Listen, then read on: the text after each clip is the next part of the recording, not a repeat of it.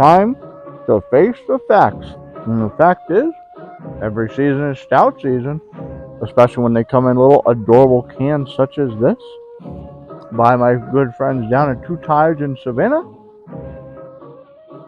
I had to pair it with a brownie, just like on the can, because Shane's Craft Beer Review would get very upset at me if I didn't commit to the bit.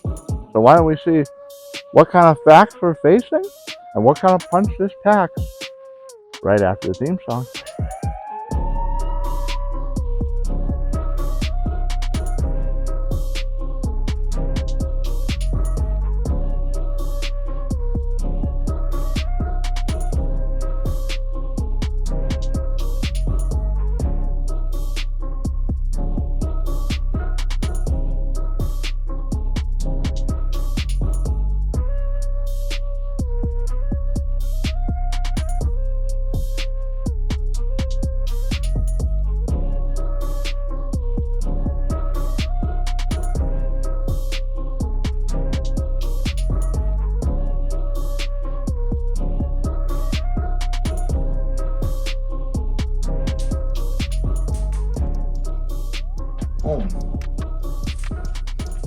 Oh yeah. Welcome into the Midland Studio, as per usual, with your host, Nutmeg 2 Palmetto. Part of my mouth full of brownie. But I had to match up. The can art to something likened to the theme of the beer. My cadence is starting to sound like Luke from Brewcasters. Anyway, I mean, how could you not want to drink these little beers out of these little tiny pony cans? Does it actually say the volume on these? Is it 8? It is 8. Look at that. 8 ounce cans, because this checks in at a robust, actually, I could just look at Untapped, 10.1%. So, and unfortunately, you never saw it because I had some technical issues with the audio. But in my last conversation with Liz and James Massey out of Two Tides in Savannah, Liz explained to me that they make a habit of packaging these high gravity beers in these little tiny cans because it's a lot more approachable than having a big 16 ounce can of 10, 12, 14% stout. So they package them in these little cans so they're more approachable. And I think that's a pretty solid idea, especially to gravitate people into the craft beer scene that aren't otherwise already invested in it, like those of us that have YouTube channels and Instagram and TikTok pages and all that sort of fun stuff. Speaking of Irie Jungle, that wasn't the first time I met Liz and James, but it was the last time I saw them. And appropriately so, I'm going to use my tasting glass from that festival, and I think that probably should fit in there fairly well. On Untapped, Face the Facts has a fairly low amount of check-ins, 234 total, 223 unique, 210 are ranked, and it is a very respectable 4.11 global ranking amongst a relatively small sample size. No IBUs are listed. It is an Imperial Stout blended with toasted pecan, sticky caramel, globs of gooey brownie, probably one of our tastiest stouts in a hot minute. And for those paying attention at home, yes, I say pecan, and yes, I say caramel. So excoriate me in the comments as you will. It doesn't look like there's any other information on the can other than their address, the volume.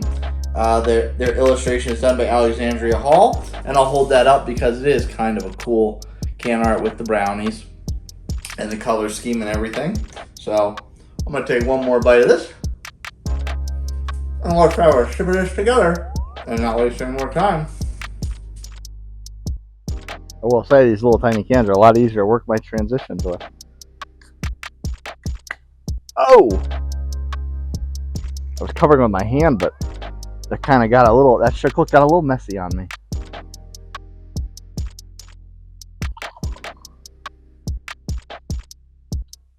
Ooh. Smell it already. Yeah, right after it. Okay, well now that I've got the fresh taste of a fudge brownie in my mouth, let's dive right in and take a peep at this. Obviously, you could see the head did not hang around very long. You may have caught on the pour, though. It did kind of have a little bit of action to it, but it went away pretty fast. I'm not super concerned about that with it being a stout. But it is definitely black as night. There's zero light getting through that anywhere around the glass. Now, granted, it is a smaller glass, so it's a little more denser, a little bit more dense. So there's less of an opportunity for light to get through, but even in the opportunity that is presented, there's zero light getting through that. That is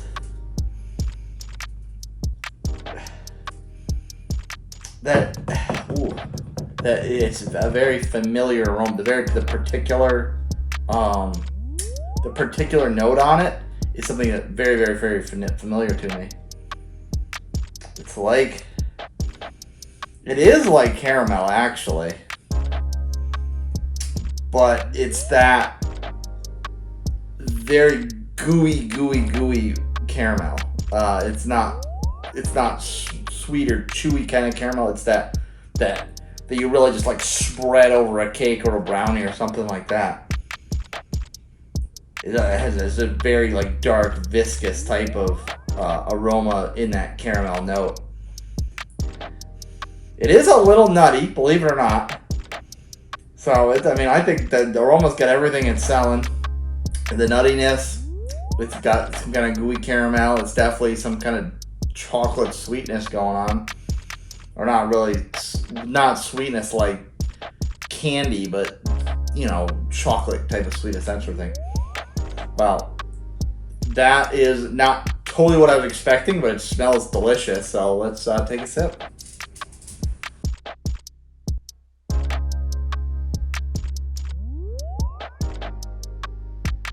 So dainty.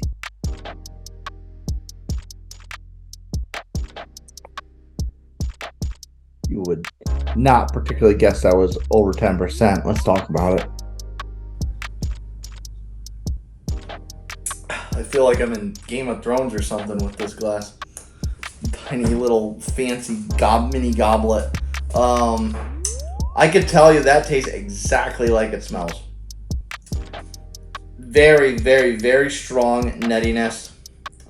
That viscous caramel aroma is just as present in the flavor.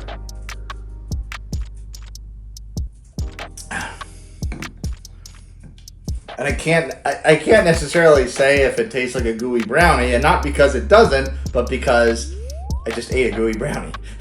So I don't know if I'm tasting that in the beer or it's just hanging around there. There is a nice dark chocolate aftertaste to this that is really, really nice. And for 10.1, it really doesn't drink like that. Does it taste strong? Does it drink strong? Yes, absolutely.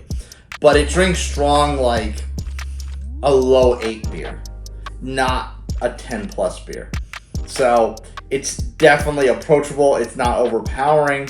And all the flavors are there, and that I think to me that aftertaste is probably the best part.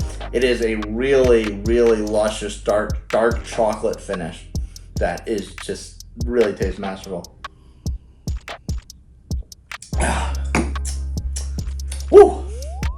And like that nuttiness is totally there.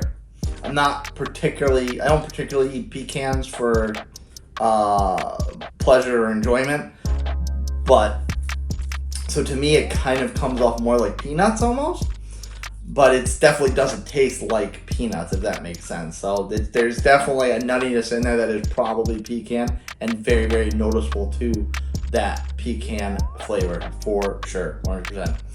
If you're 100% on me and you're watching on YouTube, hit the subscribe button below and the notification bell so you know exactly when these reviews drop and all my other content. If you're watching on Rumble, smash the follow button, smash it hard. Work that follower count up as well. And if you are watching on YouTube and Imperial Stouts or just Stouts in general your thing, work on down in the comments. The first one pinned has a link to a playlist of other Stouts that I've reviewed in the past. I will have no problem finishing this and less of a problem enjoying it. Two times make some slammers. Cheers, folks. I'll see you next time.